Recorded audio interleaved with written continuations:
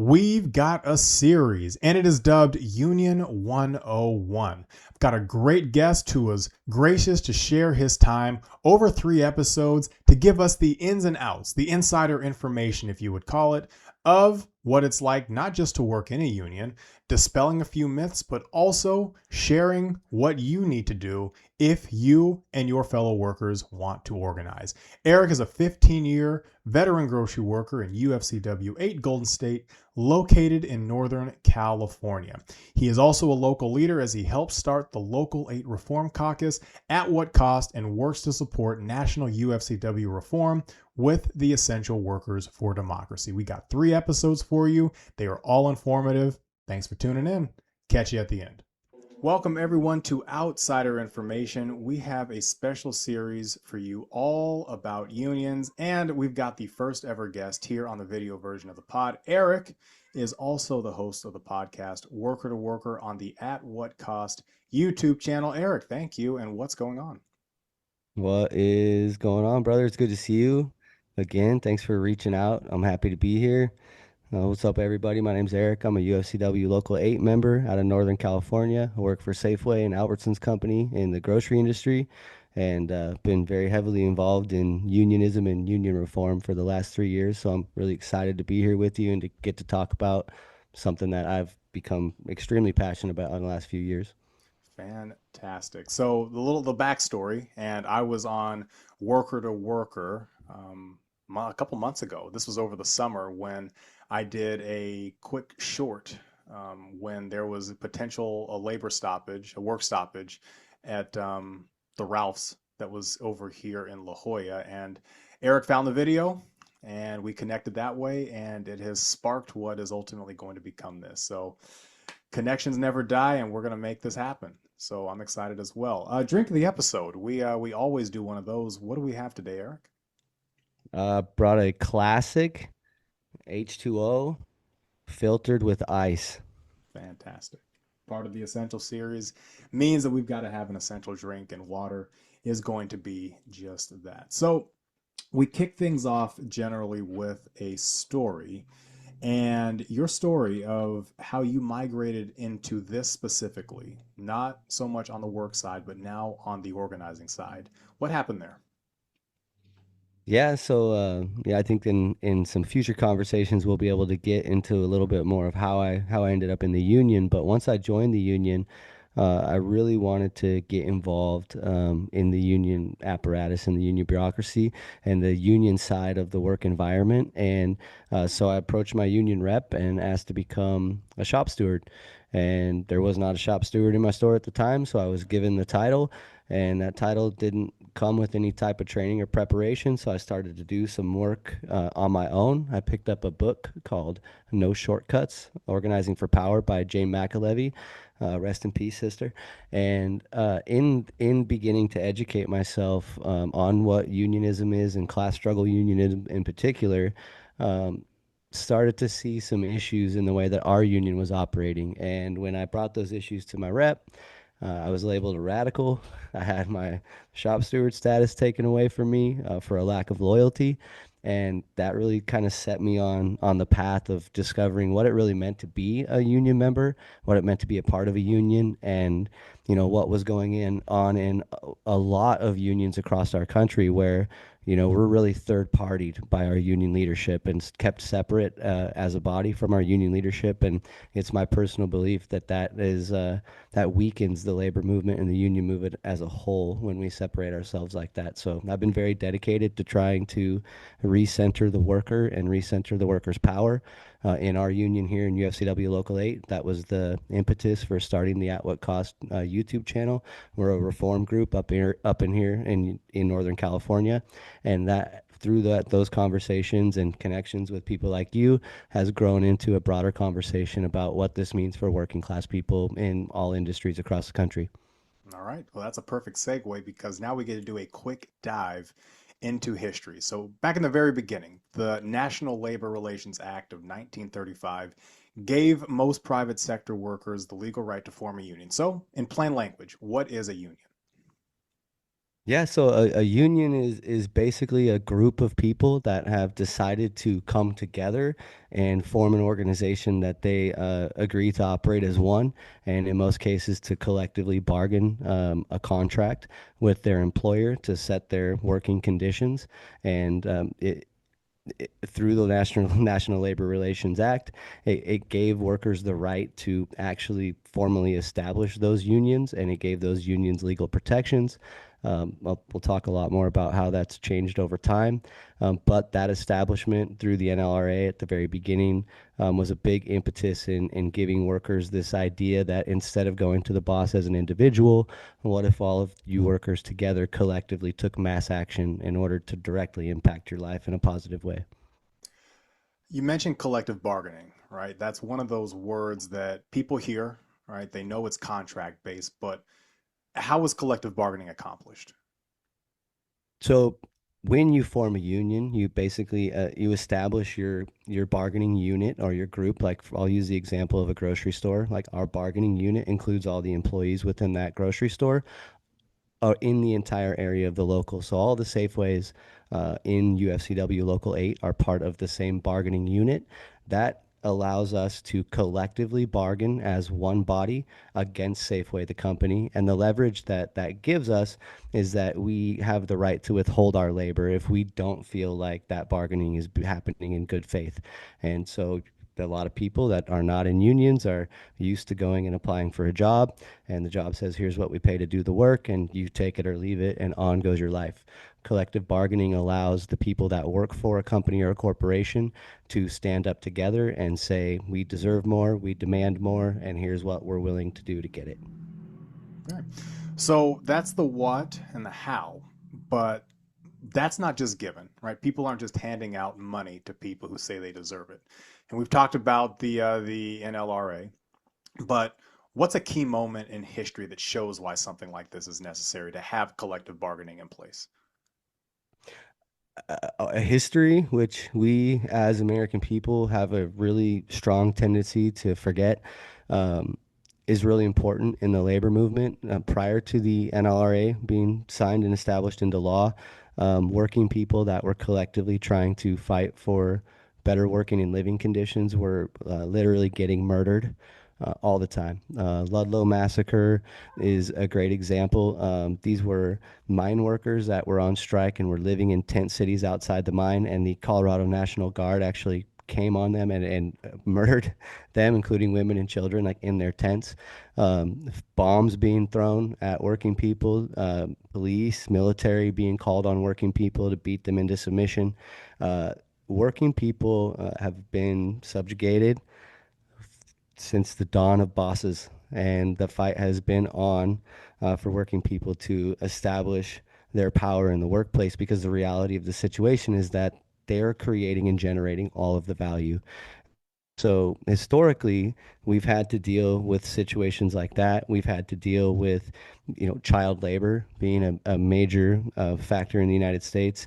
We've dealt with huge tragedies like factories burning down on fire and nobody being able to escape because the bosses locked the emergency exits and everybody was trapped inside the building. Um, and that was to keep the workers from leaving so that they had to continue working, right? And obviously, it wasn't to burn the place down and kill everybody, but that's the bad side effect of bosses trying to extract as much value and wealth out of work that's being done with no consideration for human life and human decency. And so that those issues, like real issues of like workers getting killed, workers dying, workers literally fighting for rights to be treated fairly, like in their workplace, is a huge piece of the history of the labor movement that I think we as modern day workers really take for granted, because all of the rights that we enjoy, like the rights that were bestowed through the NLRA, those came on the other side of immense struggle. Like this is an FDR piece of legislation that came out in the New Deal, and people look back on the FDR legacy as like really good for social gains for people in the United States, Social Security and stuff. But none of those things were gifted or given, and FDR wasn't the hero that saved the day. It was the working people that refused to give up the fight and demand that those things be put into place that actually generated what we see as these guarantees and these rights. So we owe a lot to the people that fought and literally died for us to get us to where we are now, but we still have a lot of work to do. So I spend a lot of time not quite not in this world yet. We're gonna say that as yet. Amongst the non-union crowd, the word union is sometimes treated like a swear word, the U word, if we're going to call it anything, and it rarely gets a positive reaction. The anti-union sentiment, I believe, is built upon a lot of myths. So I've got a couple for you, and I want you to give me the truth. All right. Sure. Myth number one: unions are just for factory workers. Unions are actually for everybody. A really good example of that is we're seeing a huge rise in something called tenant unions. Mm. So people that live in apartment buildings that are owned by landlords that refuse to maintain the building. Tenant unions have formed where these people are collectively taking the action to stop paying their rent all at the same time. And so unions, not just for workers, unions are good for all people. People should think of this idea of acting collectively, because when you do, it unlocks this possibility that we currently can't even think is real. Go watch A Bug's Life. There's a reason why the people that you're talking about are so afraid of the U word. It's because once we do collectively act as one body, we have the power. And all of this is about power. It's fair enough. Bug's Life, that's a good one. That was my summer movie of my childhood. So you hit something there, and I know the exact scene that you're talking about with the grasshoppers talking when they were at the grain mill. Number Yes. two, unions just protect lazy employees. This is something that even people that are in unions feel. And the reality of the situation is that unions protect all employees. The contracts that we establish through collective bargaining is the agreement that is enforceable with our employer. A lot of times you see, especially in business unions where union reps aren't very present, they're getting called in to handle grievances. So they're coming into the store to take care of discrepancies. And the people that are that are filing grievances are the people that are in trouble with management. A lot of quote unquote good workers will say that's not them, that's never them, but it might be one day. And your definition of lazy, someone else's definition of lazy. If we all work for corporations that have store standards or rules, like I work in a store that has job performance standards, if there's a lazy worker that's allowed to work there, I've actually completely reshaped my mind. Good on them. They're making the same wage as someone else who's not doing any work. That's a management problem. That's an accountability issue, and it's on the people that have chosen to be managers to handle that. You don't ever want to give up your union contract in the way that it can protect you just because you see it protecting somebody that you don't consider worthy of protection. On to the next one. That's a good segue. Almost like you've been doing this for a while. Dues just take the money from workers and it does nothing. That's another sentiment that I see a lot, even with people that are in unions, right? And that's because our unions, especially nowadays, they're what's called a service model union, which means that they operate more like a Netflix subscription. Your union rep, his salary is not based on how many grievance he helps you in, right? So he just has a base salary. If nobody calls him and he doesn't have to do anything, that's easy money. But if you're an active and you're a militant union member and you're constantly forcing your union leadership to take action on your behalf, that's harder money to earn. So I would recognize the fact that there are unions where you're just paying your dues and you're not getting anything out of it. And I would challenge you to stop thinking of your union dues as a Netflix subscription and start thinking of it as a gym membership. If you don't ever go to the gym and you don't ever work out, you will never see the gains from your membership. I call it the solidarity gym, and you're trying to build your solidarity muscle, but you have to access the tools that are provided through your union in order to build that muscle. So don't consider your dues a payment for service. Consider it access to tools, knowledge, and your coworkers in a way that you can't get otherwise. All right, last one. Not everyone can organize. Everyone can organize, everyone should organize, but there are definitely people, skills, and tactics that make you a better and more efficient organizer. So if you're in a situation in your workplace where you feel like you guys, like you're non-union, but you would like to to join a union or become a union, I highly recommend seeking out resources like Organizing for Power, like Labor Notes. In my union, Essential Workers for Democracy is a group in the Teamsters. It's called Teamsters for a Democratic Union. There are a lot of organizations out there that are helping provide us as workers with the skills and tools to better organize, because you can spend a lot of time trying to organize and again not make a lot of ground if you're not doing it the right way. People have to, because the reality of the situation is this is a very much like you can lead a horse to water, but you can't make it drink type of situation. If the power has to awaken within the worker themselves, there's nothing anyone else can do to force that issue. So the tools that I suggested give organizers a pathway to help people realize that within themselves and join the collective action that you're taking. But I will also say that having conversations on the shop floor, like all, which is like your workplace, having conversations with your coworkers in your break room, at the water cooler, and offsite events or whatever, you will find that you do have a lot of common struggle. And in a world that's seeking very aggressively to divide us into smaller and smaller groups, that common struggle, finding that common struggle is a great piece to start organizing around and forming your collective bargaining unit. Amazing. Okay, so couple more just kind of on this one. You covered some of the benefits, right? We've talked about what protections it can offer, not just monetary, but also on the just general experience side. Um, but what are some of the more tangible benefits that you personally have felt being inside of a union? For me personally, in our workplace environment, because we have started building this collective worker power, because we have started to take ownership of our union, we have actually been able to uncover and take some pretty strong collective action. The most recent thing that's been going on with us is that because we are talking and because we are organizing, we were able to find out that a lot of workers, like hundreds of workers in our Safeway division, are being underpaid. That wage theft is occurring because they're on a step scale that doesn't match the amount of hours that they have worked. So, in a lot of union contracts, as you work more hours, you move up a wage scale that increases your wages.